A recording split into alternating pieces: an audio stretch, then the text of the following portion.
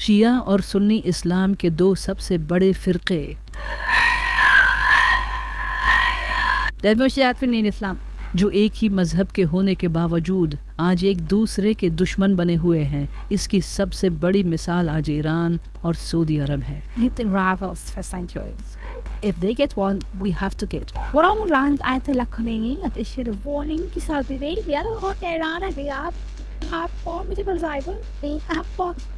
wars in the یہ دونوں countries مسلمان ہونے کے باوجود ایک دوسرے کے جانی دشمن ہیں، لیکن آخر کس طرح مسلمان ان فرقوں میں بٹے، یہ جاننے کے لیے ہمیں آج سے 1400 سال پہلے جانا ہوگا۔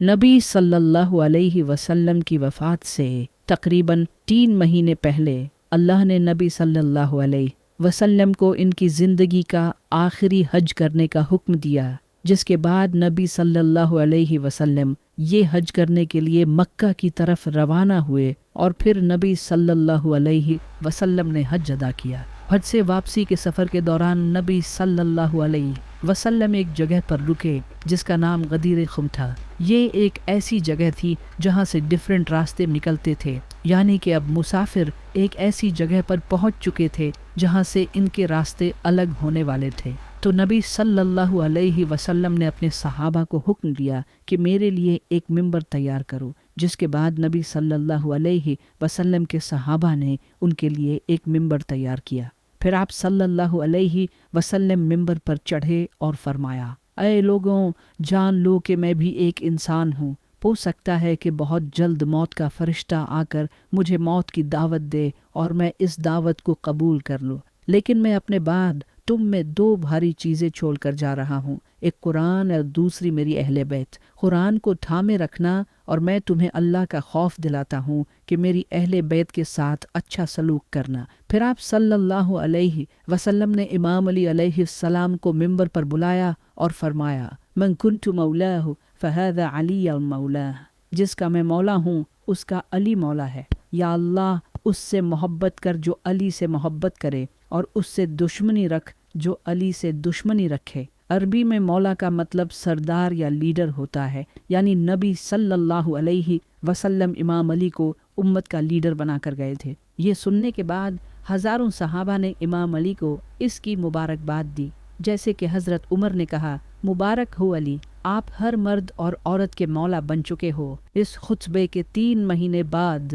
نبی صلی اللہ علیہ وسلم کی طبیعت بہت خراب ہو گئی۔ آپ صلی اللہ علیہ وسلم جان گئے تھے کہ اب آپ کی وفات کا وقت قریب ہے، تو آپ صلی اللہ علیہ وسلم نے صحابہ کو حکم دیا کہ مجھے کاغذ اور قلم لا دو تاکہ میں تمہیں ایک وصیت لکھ دوں جس کے بعد تم کبھی گمراہ نہیں ہوگے۔ لیکن حضرت عمر نے آگے سے کہا، نبی صلی اللہ علیہ وسلم بیماری کی حالت میں ایسی باتیں کر رہے ہیں، اور ہمارے پاس ویسے بھی اللہ کی کتاب موجود ہے جو ہمارے لیے کافی ہے۔ یہ سن کر صحابہ کے درمیان بحث شروع ہو گئی۔ کچھ صحابہ نے کہا کہ نبی صلی اللہ علیہ وسلم کی بات مانو اور انہیں کاغذ اور قلم لا دو، جبکہ کچھ صحابہ نے اس کی مخالفت کی اور نبی صلی اللہ علیہ وسلم کے بارے میں گستاخانہ الفاظ کہے جنہیں میں اپنی زبان سے بیان بھی نہیں کر سکتا۔ جب نبی صلی اللہ علیہ وسلم نے یہ سب دیکھا تو آپ صلی اللہ علیہ وسلم ناراض ہو گئے اور فرمایا،